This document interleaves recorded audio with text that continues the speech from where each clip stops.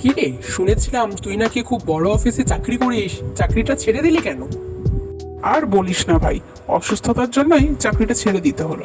কেন, কি হয়েছিল? আরে আমার কিছু হয়নি, হয়েছিল তো অফিসের বসের। ওনার জন্যই তো চাকরিটা ছাড়তে হলো আমায়। কেন রে, কি হয়েছিল বসের? আরে ভাই বলিস না, বস তো আমার কাজ দেখে খুশিতে অজ্ঞান হয়ে গেছে। তারপর থেকে আর জ্ঞানই ফিরছে না, জন্যই তো চাকরিটা ছাড়তে বাধ্য হলাম আমি। কি এমন মহাকার্য করেছিলি যে বস একেবারে খুশিতে অজ্ঞান হয়ে গেল?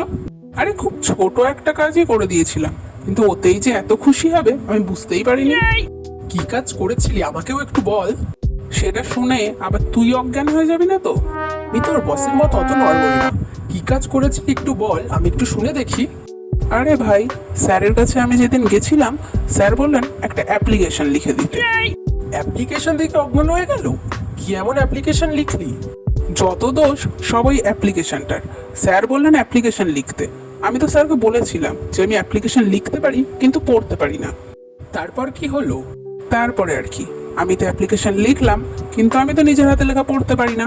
স্যারকে দিলাম পড়তে, স্যার আমার হাতের লেখা কিচ্ছু উদ্ধার করতে পারেনি। তারপরেই না অজ্ঞান হয়ে গেল। বুঝলাম। ছোটবেলায় যেমন তোর হাতের লেখা দেখে মাস্টারমশাই অজ্ঞান হয়ে যেতেন, তোর বসেরও সেই হাল হয়েছে।